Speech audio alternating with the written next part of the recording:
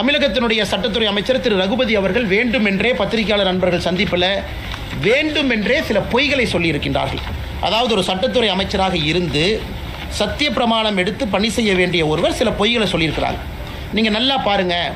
அதாவது மதுரை நீதியரசர் அவர்கள் தவறான ஒரு தீர்ப்பை கொடுத்துருக்குறாங்க அப்படிங்கிற வாதத்தை திரு ரகுபதி அவர்கள் வைக்கிறாங்க. என்ன வாதத்தை வைக்கிறாங்கன்னா, இதில் இருக்கக்கூடிய பிரச்சனை எல்லாம் 2014 முடிஞ்சிருச்சு. 2014 அந்த பிரச்சனை முடிஞ்சிருச்சு.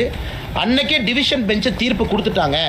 டிவிஷன் பெஞ்சினுடைய தீர்ப்பு படி உச்சி பிள்ளையார் கோவிலில் மட்டும்தான் நாம் தீபத்தை ஏற்றணும், மேலே போக வேண்டிய அவசியம் இல்லை. அதனால் நீதியரசர் அவர்கள் தன்னுடைய கடமையை சரியாக செய்யலை அப்படின்னு.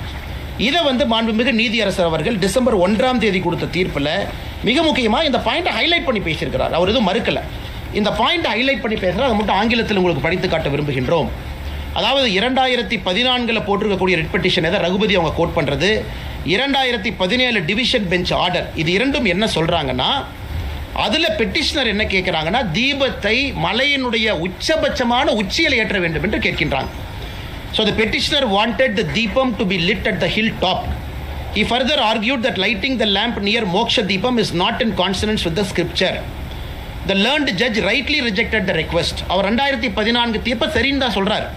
This was because the title over the hilltop has already been declared as vesting in the Muslim. மலையினுடைய உச்சி பகுதி டாப் மோஸ்ட் பார்ட் அது இஸ்லாமியர்களுக்கு சொந்தமானது என்கின்ற 1920 OS தீர்ப்பை இருக்கு. A settled issue cannot be reopened அப்படிங்கிறார். நான் இந்த இஷ்யூவை திரும்ப ரீஓப்பன் பண்ணல. ஆனால் இன்னைக்கு பெட்டிஷனரை முன்னாடி என்ன கேட்குறாங்க, தீபத்தூணில் இதை ஏற்ற வேண்டும் என்று கேட்கின்றார்கள். தீபத்தூண் என்பது மலையினுடைய உச்சியில் இல்லை.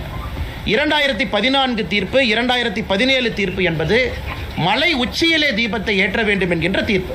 அதற்கு மாண்புமிகு நீதியரசர் அவர்கள் அந்த காலகட்டத்தில் கொடுக்கல. அது சரியான காரணம்தான். ஏன்னா இந்த நீதியரசர் சொல்றது அது மிக முக்கியமாக தர்காக்கு சொந்தம்னு அது ஊர்ஜிதம் ஆயிடுச்சு. ஆனால் தீபத்தூண் என்பது மலையினுடைய உச்சியில் கிடையாது. யாருமே போய் தர்காக்கு பக்கத்தில் தீபத்தூணில் ஏற்ற வேண்டும் என்று சொல்லல. தர்காவிலிருந்து 50 மீட்டர் தூரத்தில் கொஞ்சம் கீழே இருக்கக்கூடிய தீபத்தூணில் ஏற்ற வேண்டும் என்பது தான் இன்னைக்கு போட்டிருக்கக்கூடிய ரிட் பெட்டிஷனுடைய சாராம்சம்.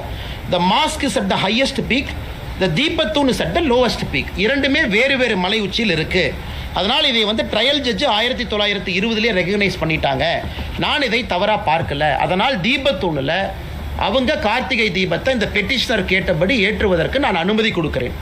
இதை சட்டத்துறை அமைச்சர் அவர்கள் திருச்சி பத்திரிகை நண்பர்கள் முன்னாடி 2014 2017 ரிட் பெட்டிஷனை கோட் பண்ணுறாங்க. அதே தவறு.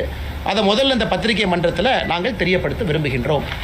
அதன் பிறகு சட்டத்துறை அமைச்சர் திரு ரகுபதி அவர்கள் இத்தோடு நிற்கல, மறுபடியும் ஒரு பொய்யை சொல்கிறார். என்ன பொய்யை சொல்கிறாருன்னா, 1996 ஒரு தீர்ப்பு எங்களுக்கு சாதகமாக வந்திருக்கு, 2014 தீர்ப்பும் எங்களுக்கு சாதகமாக வந்திருக்கு, 17 சாதகமாக வந்திருக்கு, 1996 சாதகமாக வந்திருக்கு. 1996 தீர்ப்பு என்பது அந்த ஆண்டுக்காக கேட்கப்பட்டது. அப்போ நீதியரசர் சொல்கிறாங்க, 1994 உச்சி பிள்ளையார் கோயில் ஏற்றுங்கன்னு சொன்னேன், 95 ஏற்றுங்கன்னு சொன்னேன், இப்போ நீங்கள் 96 கேட்குறீங்க, எனக்கு 3 நாள் மட்டும்தான் இருக்குது. அதனால் இந்த ஆண்டு நீங்கள் உச்சி பிள்ளையார் கோவிலில் ஏற்றுங்க.